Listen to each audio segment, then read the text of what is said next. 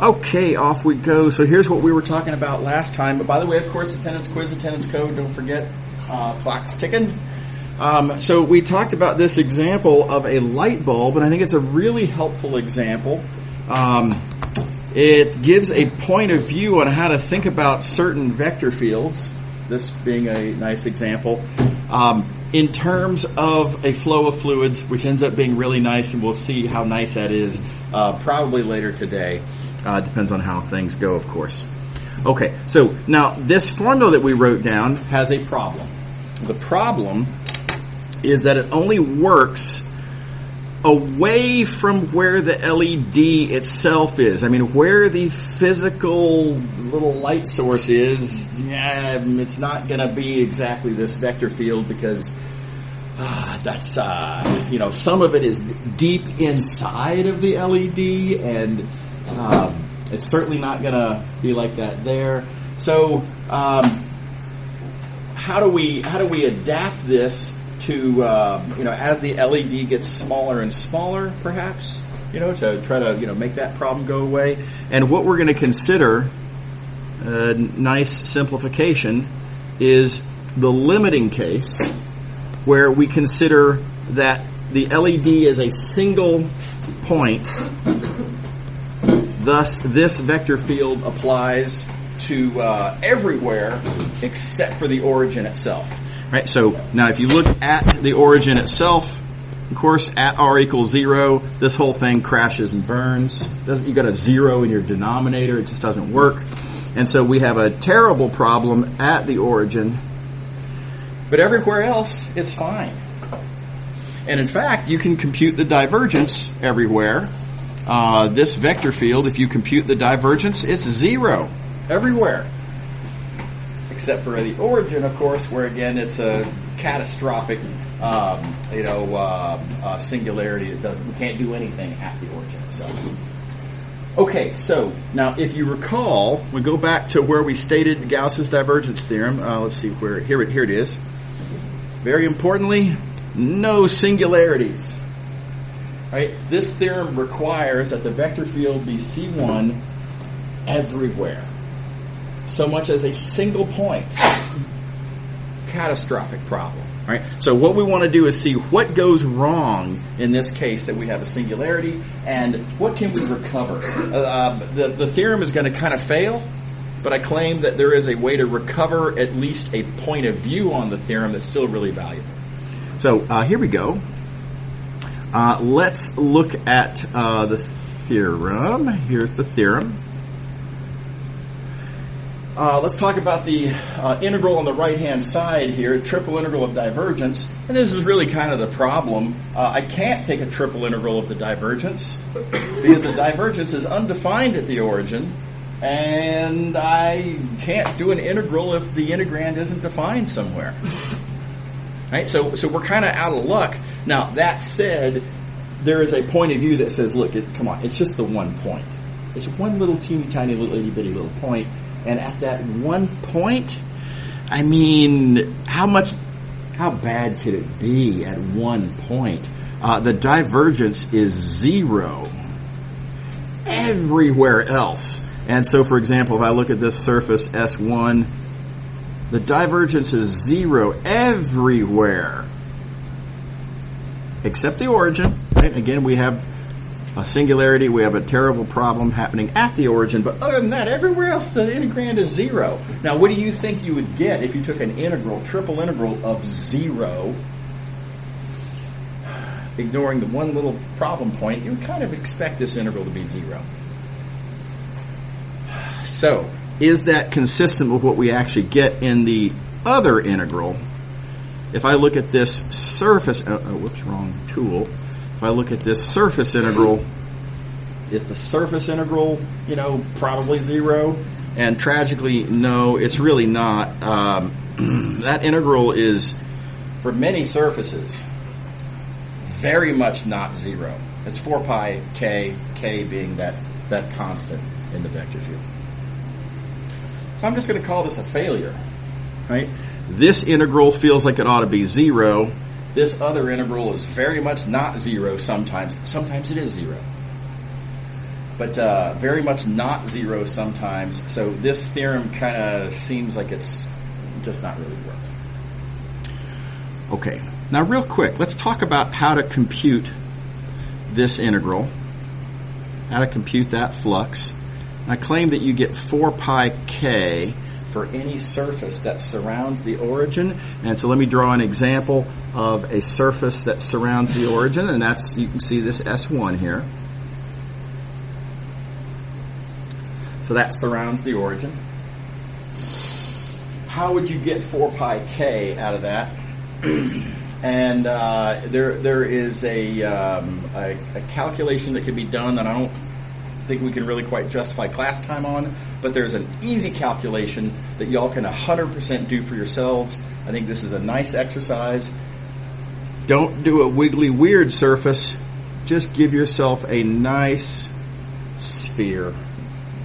Sphere centered at the origin. If you take a sphere centered at the origin and you compute this flux using this formula for the vector field, everything works out great. And the reason everything works out great is the vector field is radial from the origin. The normal vector is radial from the origin because that's how spheres work. And so you get this geometric good fortune, and the integral just works out really nicely. So I would like to encourage y'all to confirm this result for spheres centered at the origin. I think it's a nice exercise. Talk to me if you have any trouble working it out or trouble getting set up. Come talk to me in office hours. Happy to help. And at least that's enough to see that we have a problem, that it seems like we have an inconsistency. Okay. All right, so how are we going to fix this? What part of our previous point of view can we recover? And it turns out there's actually a really nice recovery that you can make, and that is to imagine that flux is still going to be a stuff, but just not necessarily distributed over volume. So we've in the past thought about flux again as a kind of a substance, and that it's distributed over volume. There's none of this substance at any given point, but in any given volume you can talk about the integral of the density. And very often that's how stuff behaves. By the way, I'll be turning this fan off and on depending on how sweaty I get in this unair conditioned room with a humid outside, so we'll see. By the way, was this making it hard to hear? Anybody have any trouble? No? Okay, alright, good. Okay, so yeah, we've previously thought of this fictitious substance that I like to call flux as smoothly distributed over the interior. All we have to do is let go of that idea and imagine that we can have lumps at single points. Right? So we're in this case going to imagine that there is a lump of this substance. Like in the same sense that you can imagine anyway a point mass. Likewise here we're going to imagine a point lump of flux, this substance called flux. And when we do that, now let's try to see if we can at least recover. We can't recover the theorem. The theorem doesn't work. The triple integral isn't defined. But can I at least argue that flux measured on the boundary measures how much flux substance there is on the inside? And it works perfectly. It works absolutely perfectly. If you consider a surface like this, that surface surrounds the origin. We know that the flux is 4 pi k. How much of the substance of flux is there on the inside of that surface? Well, let's take a look.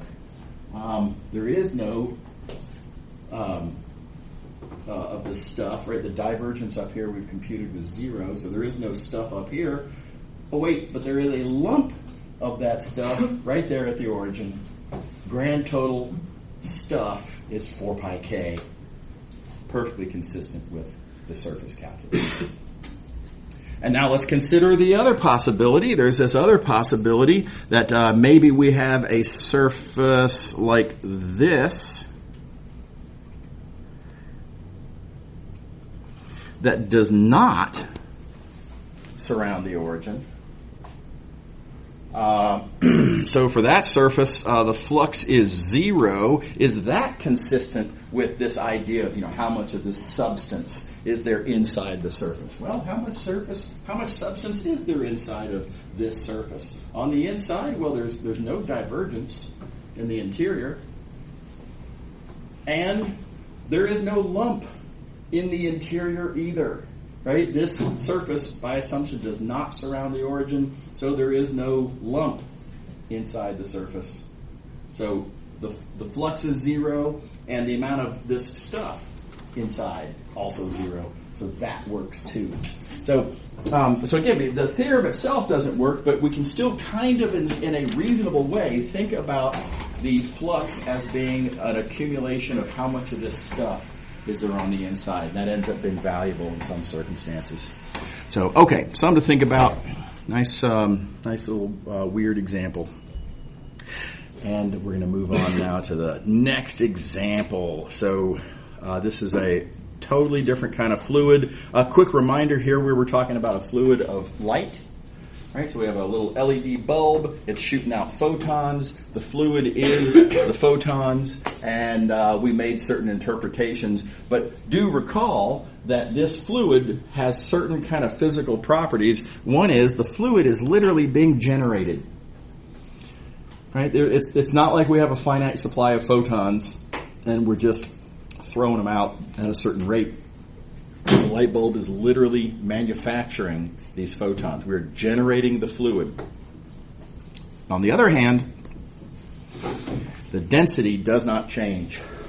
Right? So again, you think about this room. We've got various light sources, and if I were to ask how many photons are there in between my hands here at any given moment in time, well, it's pretty much the same number all the time. I'm not collecting photons. I'm not losing photons. There's kind of a steady state nature to the flow. Okay, so this next example is a completely different kind of fluid. So here we're going to talk about a gas that is expanding. And the way I like to think about this is I'm imagining a nebula out in space, because I don't want to be distracted by air and air pressure and stuff like that. So we've just got a nebula out in space, and that gas, let's just imagine that it starts getting bigger. It starts to expand. Right? Maybe the temperature rises, and so as the temperature rises, of course, it's going to expand. Right? Does everybody see what I'm describing here? Physical scenario? Now, observation, if the gas expands, that means the gas is moving. That means we have a flow of a fluid. And I claim that this is the formula. Oh, come on. Is it out already? Stylus. Gosh. Oh, okay, so I claim that this is the vector field describing the flow of that fluid. Now, let me try to persuade you that this is the right formula. So again, here's my nebula, and the gas is expanding like this. And imagine, what about the particle of gas at the origin, the particle of gas right in the middle? Well, as the whole thing expands, that point in the middle kind of isn't moving, right? But a little particle of gas over here on the far left, as the thing expands, it's moving quite a bit. I claim that the further you are away from the center, the faster the flow will be, and thus this formula right here. Does that seem plausible? So I claim that is what this vector field looks like. And okay, well, this is a very different kind of a fluid. Our previous fluid, photons, we were generating the fluid. Here we're talking about a gas. We're not generating fluid. There is a finite amount of gas in a nebula. So it's the opposite of a photon fluid flow, right? It is not being generated. It's just moving. And the other difference, the density is clearly decreasing right? I've got a finite amount of gas. The volume is increasing. That means the density is decreasing. Whereas with photons, the density was steady state. So they're entirely opposite kinds of fluids in these senses. All right. So what can we say about that? How would I interpret divergence in this case? Is divergence going to point to where the fluid is being generated, like with photons? Can't point to where the photons are to where the fluid's being generated, because there is no generation of the fluid. So what does it mean? All right. So here's the argument to make, and it's important, ultimately straightforward, but you got to think about it just the right way. When you have this fluid expansion, and if you measure the flux, what does that flux represent? Well, flux represents fluid passing through the boundary surface outward. Let me say that differently. It represents fluid leaving the interior, because it's passing through the boundary to the exterior, right? So flux represents fluid leaving the interior. Let me say that a little bit differently. Flux represents a negative contribution to the rate of change of how much gas there is inside of, let's say, this sphere. Does that make sense? Flux means you're losing matter inside of your surface. Does everybody buy it? Okay. All right. So that's the big observation. Everything else is just kind of details. Here's some of those details. Divergence theorem, of course. Mass is a triple integral of density over the volume. Old news. And then the last little move I'd pull here is I'm going to take this negative d by dt and kind of pass that to inside of the integral, like I have there.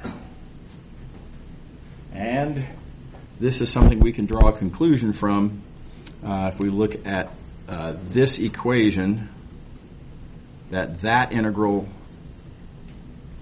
equals that integral. Let's think this through. Those integrals apparently are equal. I mean, this one's equal to flux, which is negative dm dt, which is this integral.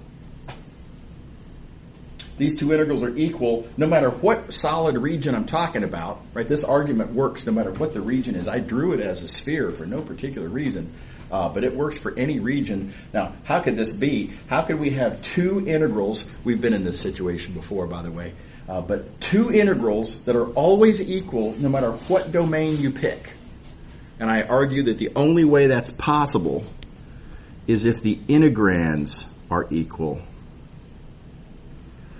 And that is our new interpretation of divergence. In this context, divergence represents what's the rate of change of density wherever you might have computed that divergence, but in particular, the negative of the rate of change of density.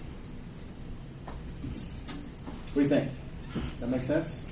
And by the way, this is reasonably consistent with the picture we've drawn previously. I mean, our standard picture of divergence is fluid flowing outward, and all we're observing here is that, well, look, if the fluid is flowing outward away from a point, then the density is going to be decreasing around that point because the fluid is leaving. You have less fluid. So it's been reduced. Is everybody satisfied? Everybody happy with that? Okay. All right. In this particular case, and this is a good calculation, you can take, you can take this vector field and compute that divergence specifically and get that it's this constant 3K. By the way, it's an easy calculation. All you have to do is take the vector field, write it in coordinates. Kx, ky, kz. And compute divergence with the usual formula. Boom, there you go. So the takeaway in this case is, how fast is the density changing? Well, the density is changing at a rate given by the divergence, which is a constant, which means the density is decreasing at the same rate everywhere in the nebula, which again, kind of what you would expect. Yeah? What happens to the negative? What happens to what? What happens to the negative? Oh, it's, what do you mean? Where did it come from? No, like why is it positive 3k? Oh, well, yeah, because the vector field is kx, ky, kz, right? And so divergence means you take the appropriate partials and you literally just get 3k. So another way to say it, though, and maybe this is what you're tell me if this might be what you're thinking. If you want to know what is the rate of change of the density, you solve for rate of change of density and you would get negative 3k because this minus sign would come up to there. Is that what you were thinking? Yeah. Okay, cool. Okay. All right. Okay, so we've seen two different kinds of fluids. We've got, on the one hand, generated fluids, but the density is not allowed to change. It's steady state. And then we have non-generated fluids where there's a fixed amount of the actual fluid, but the density can change in whatever which way. Right? So again, kind of opposites in a certain sense. What I want to talk about now is what happens if the fluid can kind of do either. Maybe there's an element of fluid generation. And maybe also the density can change too. And how do you keep track of that? How do you interpret divergence in that context? And here's a big idea. Now the picture is a little bit weird. I'm going to say I've drawn here a two-dimensional picture. You might think of this as being R2 in the sense of I did literally draw a plane, right? But I want you all to think of this as possibly being R3. I don't want to draw it as R3 because I need to be able to talk about stuff entering into the space, and so I kind of need this extra dimension for that purpose. So whether this is R2 or R3, could be either. I'm just going to draw it as R2. Is that okay? Everybody willing to use their imagination a little bit? And maybe this plane represents 3 dimensions. All right. Okay. Let's see here. What would it look like if fluid is being generated? And now this is just why I like to think about it. But the generation of stuff means there was no stuff, and then all of a sudden there's stuff. And so I draw that with these arrows like so. Idea being that, hey, look at that. There's new stuff that's just magically appearing in our space, even though previously it wasn't in our space. So this to me is a picture that's that plausibly represents creation of fluid. And now let's think through what does fluid creation do. And I argue, well, it would be a positive term here, keeping track of the rate of change of stuff. If I want to know how much stuff is there in my interior region, how much stuff is in there. If you're making new stuff, that's going to be a positive contribution to the rate of change of stuff. Doesn't that seem reasonable? You're making new stuff, you get more stuff. Okay. What would flux look like in this situation? Oh, here you go. There's flux, right? We've got a flow of whatever this fluid is. If there is a sense in which there is fluid passing through the boundary, well, again, let's think. We already talked through this idea. If fluid is passing outward through the boundary, that fluid is leaving the region. The more flux you have, the more you're losing your stuff, your substance. And so I'm going to say flux is a net negative. Right? Positive flux would be a negative contribution to dN dt. Is that reasonable? Okay. so it turns out that this little equation that we've written down here is actually a really big deal, and it's not the deepest observation out there, but it's just an observation. Yeah, if you make stuff, you get more stuff, and if you lose stuff, then you get less stuff, right? It's pretty straightforward.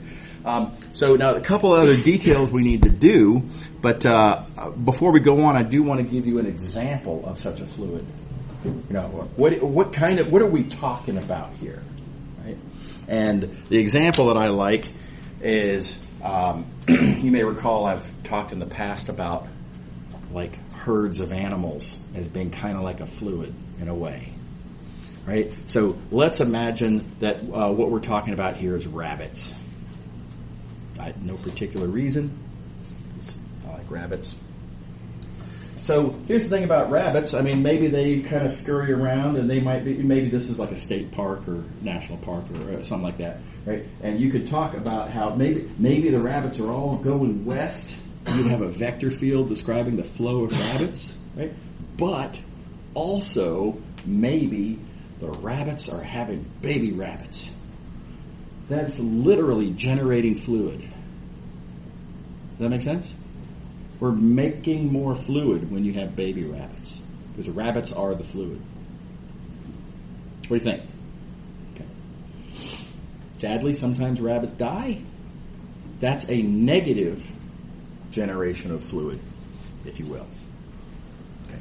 So rabbits allow us to talk about generation of fluid in a positive or negative sense. And again, rabbits might just decide, you know what, we don't like this state park. We're going to exit the state park, right? So they can also leave, and these are completely independent of each other, and so there might be a rate of change of density. Right? Okay, so this is the metaphor, the sort of physical example that I have in mind, and again we've already talked about this equation. Okay, now next thing I want to talk about is this generation rate, right? So what I call G here. And so again, you know, we've got stuff being introduced into the picture, and the example we're thinking about is rabbits being born. Where are those rabbits being born? Right? If there are X number of new rabbits being born every year, well, they're not just kind of born uniformly across the park, right? There's going to be certain places where there's a lot of rabbits being born in one general vicinity, maybe fewer rabbits being born in a different general vicinity, right? Probably no rabbits being born like, I don't know, like on some big wide open area with no plant, no vegetation to hide behind, right? There's probably no rabbits being born there. So, I want to keep track of where specifically the rabbits are being born by what I'm going to call generation rate density. We're going to represent with little g. And little g is going to be large where the rabbits are actually being born, and it's going to be 0 where they're not being born. And it's just a regular density. We've got this quantity called G, and we can talk about how much of that per unit area or per unit volume or what have you in any given general area. Okay, and it's all over but the shouting at this point, because this equation I can easily rewrite like that. Nothing happened. I just moved things around. All else being equal, I kind of prefer to not have minus signs, right? Pluses are a little prettier than minuses. And each one of these I can write as an integral. Generation rate is an integral of generation rate density. Mass is an integral. Missed. Let me change colors too. Mass is an integral of mass density. And of course, we have the divergence theorem here. And you can, if you want to just view that as the divergence theorem, that's fine. But I like to think of this as flux is an integral of flux density. So all I've done is rewritten these hulls, these hull quantities as integrals of their corresponding densities, and then we make the exact same argument we've made previously. If you have a statement about integrals that always works no matter what region you pick, the integrands being the same is the only way that could possibly be. And so that means that these integrands have to relate in the same way, like so. And this is the final result. This is called the continuity equation. And this is how you deal with this more complicated fluid. Again, it's one thing to talk about photons. Photons are kind of easy because it's steady state. There is no change in density. A gas, an expanding gas, is easy to talk about because it's not being generated. But if both of those complications exist at the same time, you get into this harder to deal with, movement of population problem, right? This equation allows for both of those things to be happening at the same time. And it's nice to think through how this works in each of the previously considered cases. Let's think it through. If no fluid is being generated, so this was our expanding gas metaphor, right? Our expanding gas example, no generation of gas. Okay, well then this disappears. And what do we get? Well, we get that those add up to zero, namely they are negatives of each other, and that's exactly the conclusion that we got from our previous example. On the other hand, let's suppose we're talking about light and photons. If it's light and photons, then the density doesn't change over time, which means that goes away, and we get, again, the familiar result that divergence tells you where fluid is being generated. So both of the previous results are special cases of this more general statement. Isn't that cool? Any questions about that?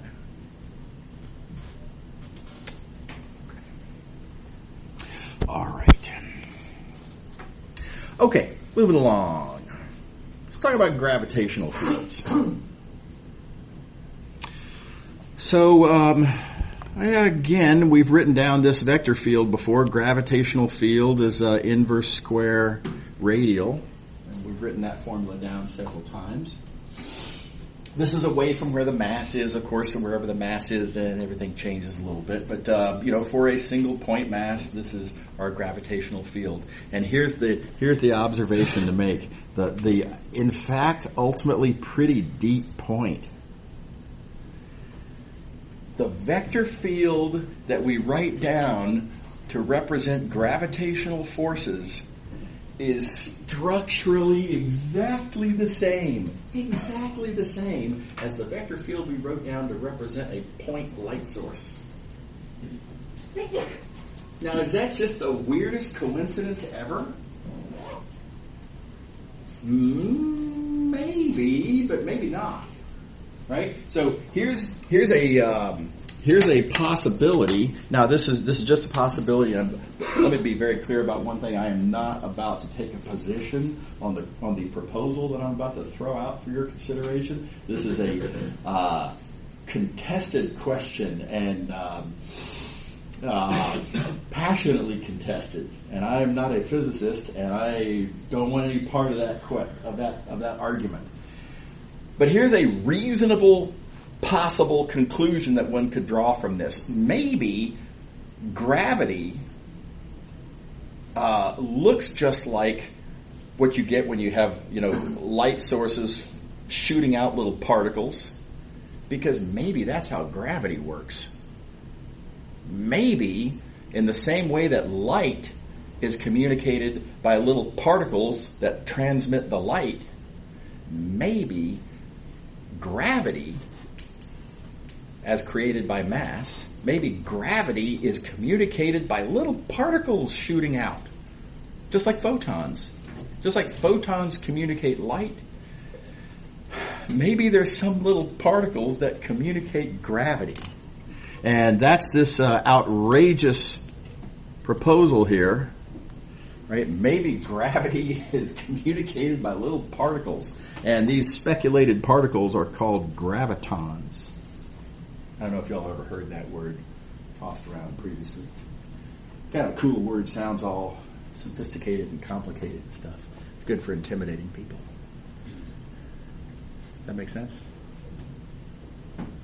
That's just a theory. I take no position on the question of whether gravitons exist. That's if you ask a physicist, hey, do gravitons exist?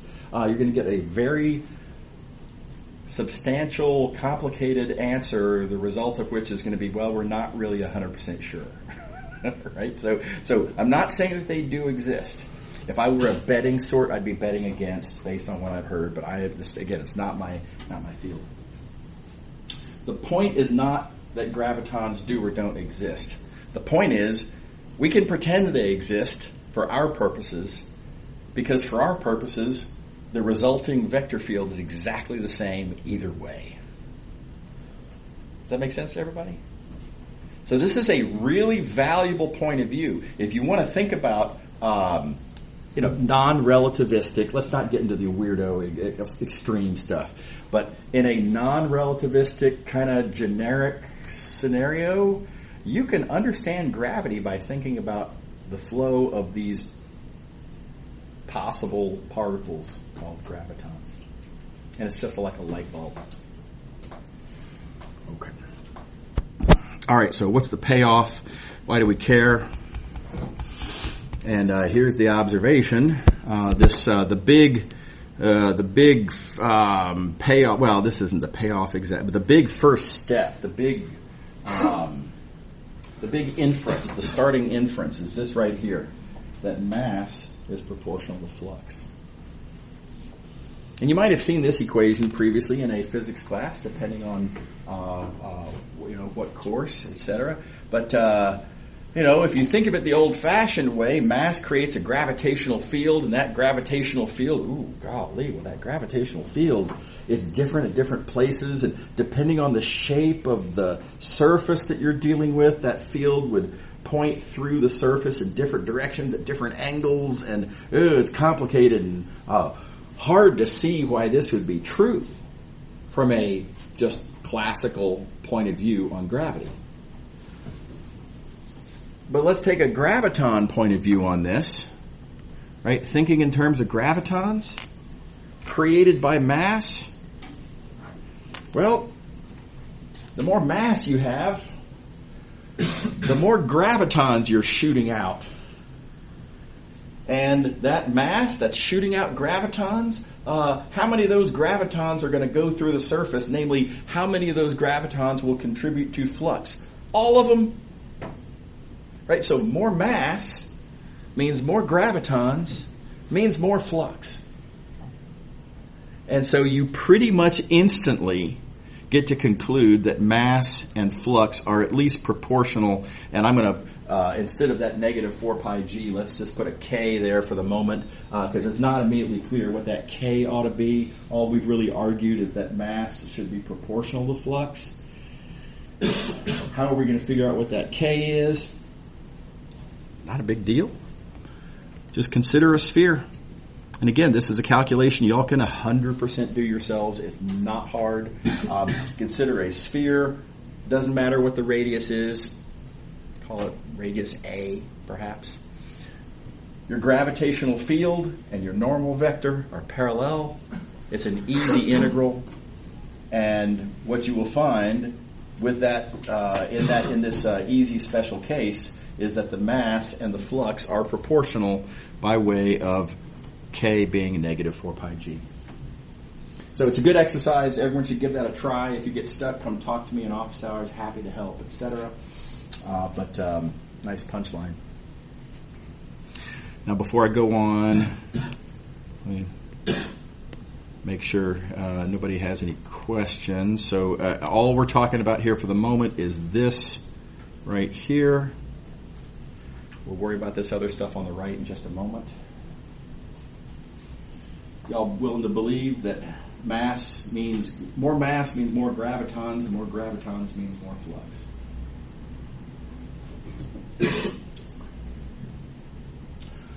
All right. Well, the rest of this is pretty straightforward, actually. So in particular, notice this negative 4 pi g is on both sides of the top equation. All that's left is that it says mass is an integral of density. So that's, again, old news. Of course, mass is an integral of density. That's what density is, right? And then let's see, the bottom equation is just the divergence theorem. So that's an instant freebie, right? We already know that's true. And so that means that this integral is equal to this integral. And again, we're in this situation where these two integrals are always equal, no matter what region you're talking about. How could this be? How could two integrals always be equal, no matter what region?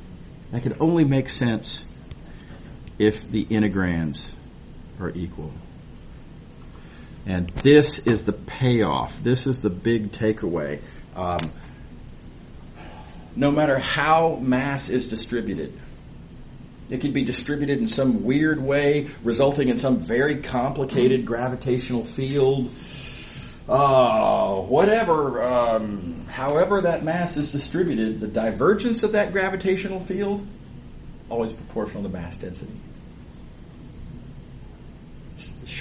Shockingly simple result. Does that make sense? So I think it's a really nice point of view. And who gets the credit? What idea gets the credit here? The key fact allowing us to come to this conclusion was this fact. How did this fact come about? Well, it came about by understanding this theory that maybe gravity is communicated by gravitons. And where did that come from? It came from just the mere observation that gravity looks just like a light bulb. Everybody all right? So it's funny how sometimes seemingly innocent observations can give rise to some really powerful reasoning and nice conclusions. Okay, who cares? Any aspirational astronauts in the crowd? No astronauts? Okay, so everybody here is planning to spend their life on the surface of the Earth. Why do we need to understand gravitational fields then? Right? On the surface of the Earth, the gravitational field is always down and always constant. So why would we care about any of this? Are we gonna build any engineering, cool engineering, new products by understanding gravitational fields? No, I mean it's just not. So who cares, right? Let me tell you why I care, and why I think you should care. I'm not going to be an astronaut either, by the way. I'm a surface dweller for sure. Here's why you should care. Electric fields are also inverse square radial. So in the same way that you can use light bulbs to understand gravity, you can use gravity to understand electric fields. And when I was in college, taking lots of physics classes, I found this to be endlessly helpful. And if I wanted to understand something about electric fields, charged particles and electric field and electric flux comes up a lot, by the way, and divergence and all of this stuff. How did I understand it? I understood it by saying, okay, well look, structurally, it's the same as gravity. And gravity I have this great intuition for because it's relatable. Gravity is something we all experience all the time. There's nothing mysterious about gravity. So this is why you should care. And now you're going to notice this little rectangle of equations that I wrote down here. I deliberately wrote this down following the same pattern as this. In fact, let me see if I can get them both on the screen. There we go, both on the screen at the same time. The arguments that you make to understand this business, it's structurally the same as these arguments here. Okay. By the way, y'all might recognize some of these equations.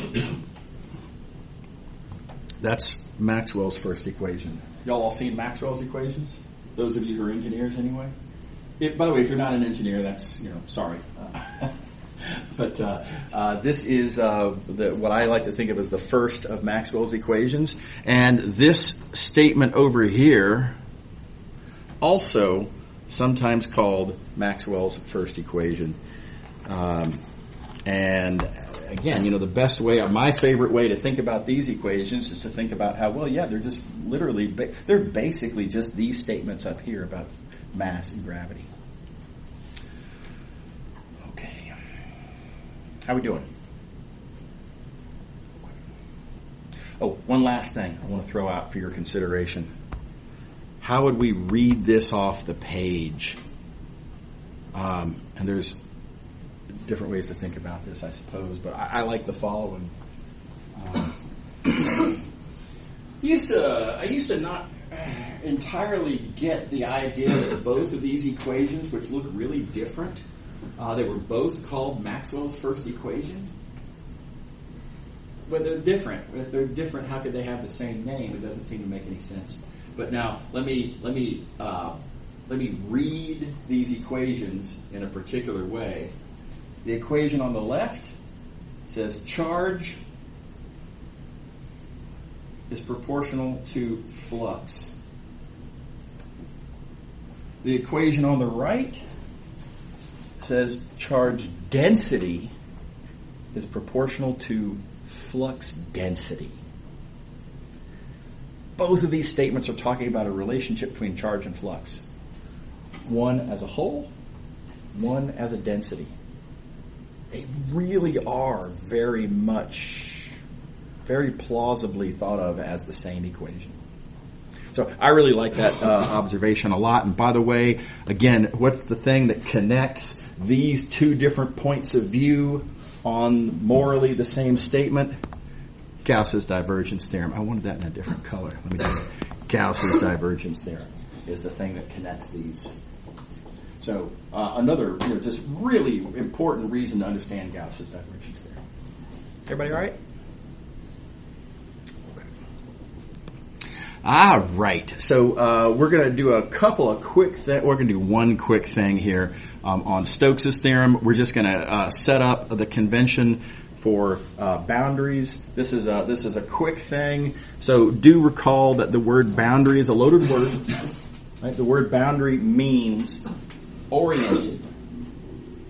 More to the point, it means oriented according to a very specific convention. And these conventions, they are arbitrary. Somebody made them up.